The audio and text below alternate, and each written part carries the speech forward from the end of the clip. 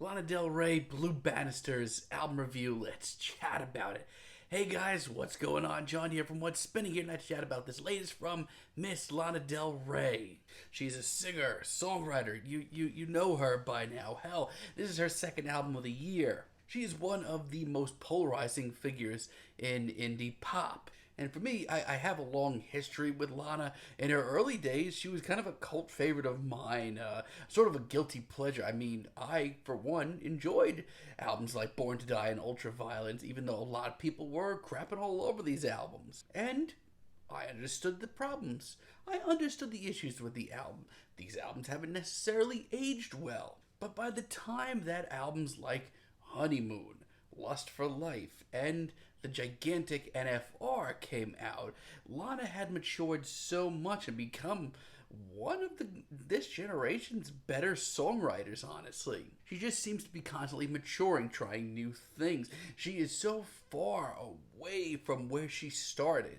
Now, earlier this year, she released Chemtrails Over the Country Club, and honestly, I enjoyed it quite a bit, and I still do enjoy it quite a bit, even though maybe my feelings on it have lessened a little bit since its release. My issue with the album is, and was at the time, honestly, that it was a very good album. It didn't show Lana really branching out or trying anything new. This was kind of Lana by the books. It was very good by the books, but still Lana by the books. Now, the singles leading up to this album, honestly, they've been released throughout the year in the last couple of months, and honestly, I've enjoyed them quite a bit. Let's chat about this thing. This album starts off a textbook, and honestly, right off the bat, I love this as an intro.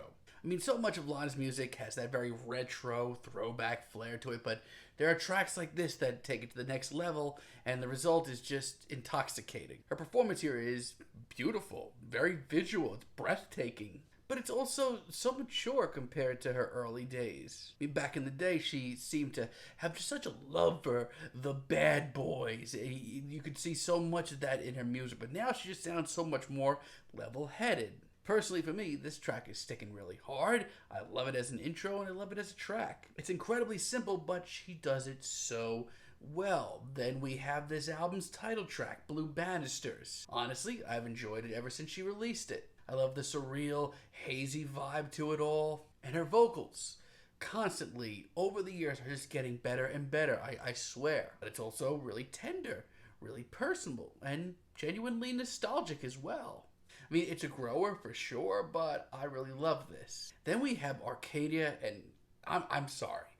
This track is unbelievable. I mean, Lana Del Rey has a freaking sound, and she owns it. You know what? This also sounds like a track that she might have rolled the dice on maybe Honeymoon or Ultraviolence. But for me, this is a really heartfelt ballad. Mostly powered by just how unbelievable her vocal performance is. Like, anybody who thinks that her vocals haven't changed or grown in the last couple of years, check this out. There are nods to Baroque pop and art pop and chamber pop and singer-songwriter music. But it is just the heartfelt ballad that I really needed to hear right now. And Interlude, the trio, is certainly an odd little interlude. It has this booming hip-hop beat out of freaking nowhere. This reminds me of, you know, some of the elements on Lust for Life, where she brought on people like A$AP Rocky of all people. But honestly, it's a short, sweet interlude, and then it just gets me up and grooving for a minute. And yes, it is a little out of place, but I'm not opposed to it. Black Bathing Suit is a really great deep cut. Like I said earlier, Lana for many years went on her love about the bad boys.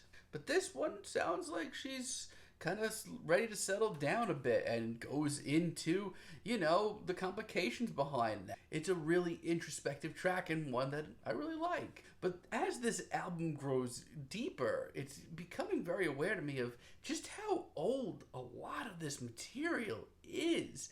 Tracks like If You Lie Down With Me date all the way back to Ultraviolence. And in a way, that does come out on this track. Mostly in the ways that it's sort of sexy and sort of dark. But it's far from a bad tune. It's actually pretty beautiful. And I will say this.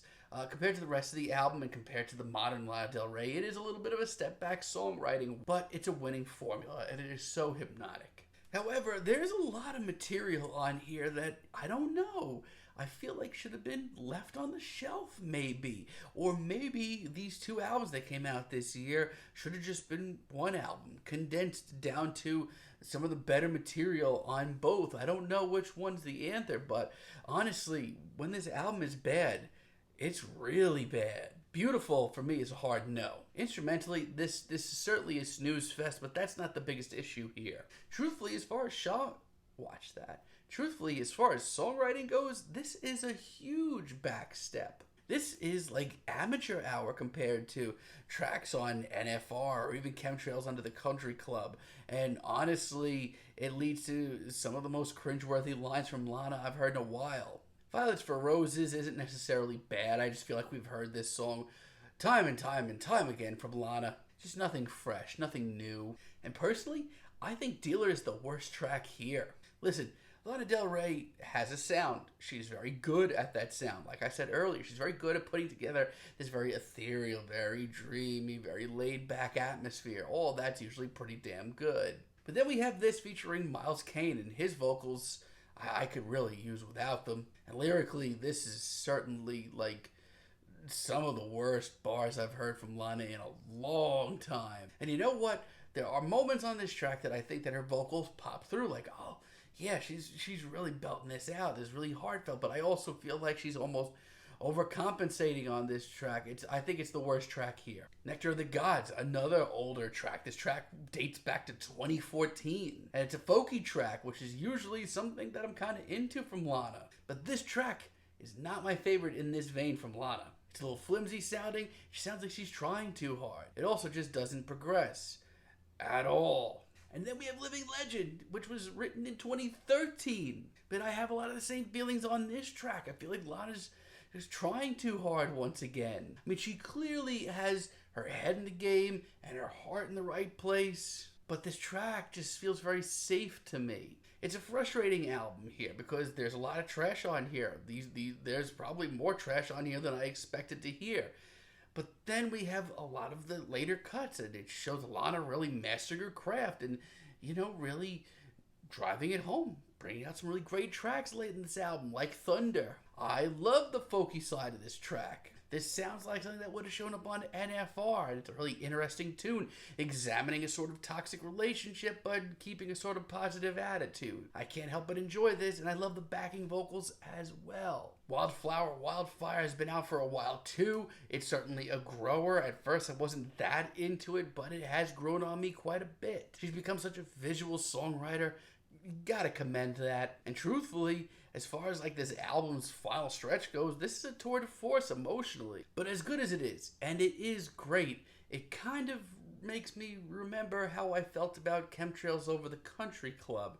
It reminds you of the feeling that this is a very good album in the moment. It's a very good Lana Del Rey album, but it's not her taking the next step artistically. Cherry Blossom, once again, was written some time ago. And you know what? It is short, it is sweet, but it is so simple. It just puts me in such a wonderful mood, and it makes me feel like Lana this came to her so quickly. It makes me want to go back and listen to a lot of this album once again. And I have a lot of the same feelings on Sweet Carolina as a finale. It is a gorgeous, tender ballad that sounds like it came to Lana in a heartbeat. It's beautiful, it's sweet, it's just so genuine. It's a fitting end to this collection. So you know what? This is a very hard album for me to grade. On one point, Lana's still dishing out the sound that has made her a thing and doing it really well. Her vocals are better than ever. Her visual songwriting is fantastic. So much of the material here, even though it was wrote long ago, remains really poignant. However, A, I've yet to see her take the next big artistic leap, and B, when this album is bad, it's really bad. I don't know where this where this evens up with Chemtrails Over the Country Club. For me, I think that Lana should have taken some of the best tracks on Chemtrails and some of the best tracks here and created something much more organic and trimmed down and slimmed down, because this album's over an hour long. Oh, it's a tough one to grade. I'm feeling a light 7 on this album, but let me know what you guys think down below. If you liked the video, be sure to give us a like, give us a subscribe, and let me know down below what you would like for me to chat about in the future. Until next time, have a great day, guys.